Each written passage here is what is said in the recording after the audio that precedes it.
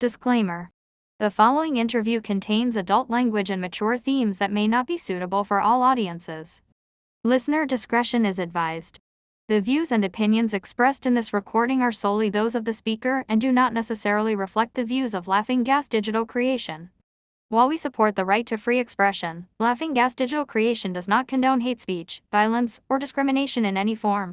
Our platform exists to foster meaningful dialogue, challenge perspectives, and promote peace through honest storytelling and creative freedom. This recording is not intended to insult, offend, or target any individual, group, or culture. Our intent is solely to inform and explore ideas, with empathy and openness at the center of every discussion. Copyright 2025 Laughing Gas Digital Creations, all rights reserved. Reproduction or redistribution of this content without written permission is strictly prohibited. Special thanks and full creative attribution to Rocket and Pixabay for their exceptional and high-quality audiovisual assets. Their inspiring work helped bring this production to life with true emotional depth.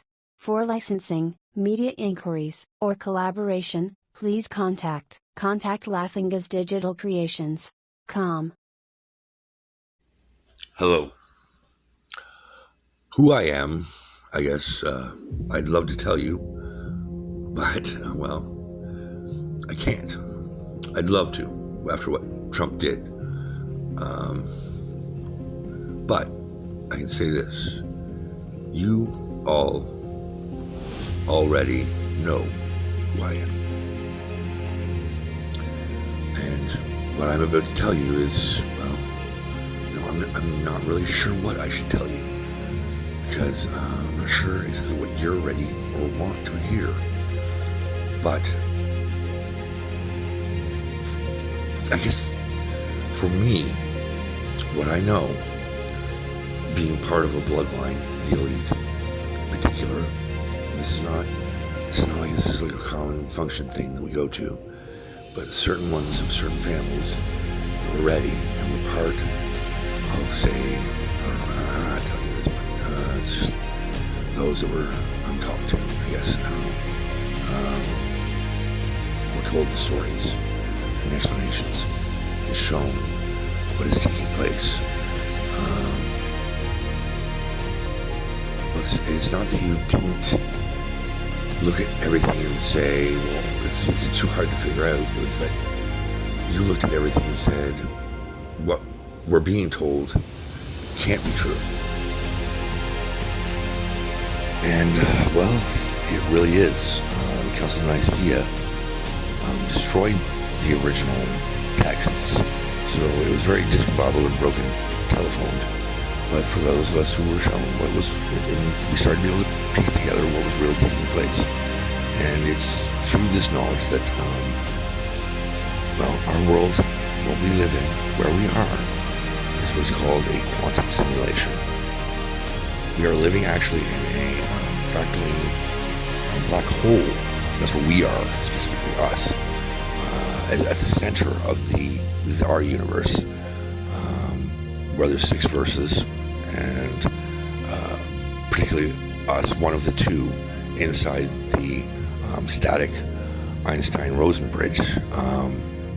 How we survive is through that. Our existence is literally like a fly's life in the moment it's taking place. Everyone is the same, but ours is a little differently placed. If you didn't concept when you were looking at the world out into the space, and at night you could see what space really was, which was black, you would have understood that's a black hole. We are in the center as a part.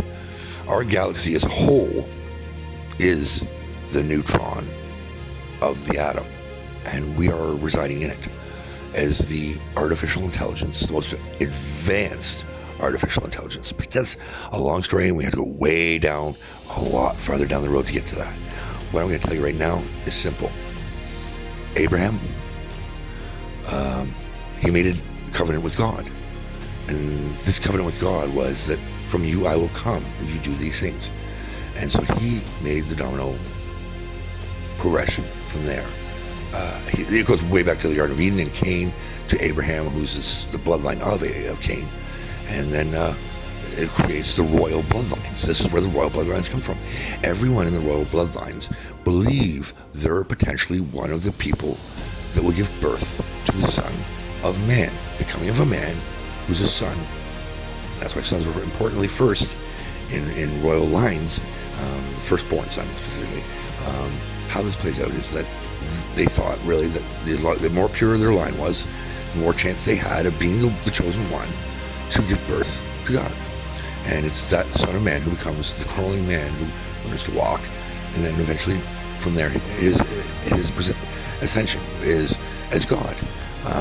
It's a long journey, is the walk of God. Actually, it's actually predicted in the tarot as the numberless card and the fool, and the fool's journey, and the hero's walk. It's the same thing.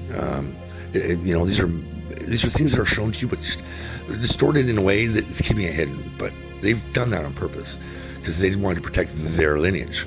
If you knew that those royals were trying to take that position, you probably wouldn't let them be there. And that's why they've built these homes in certain ways and protected themselves and built a protection. So, yeah, but where that comes from is that. And then there's the factors of the druids. Druids are actually, as God decides to go back in time, the son of man, as he doesn't know he's the son of man at that time, and becomes his movement into the back time traveling, and the crew he takes with him, which is a larger group than you'd think. There's quite a fair amount of scientists and people and geniuses and military that will go on this journey. Its attempt, well, there should be a mutiny.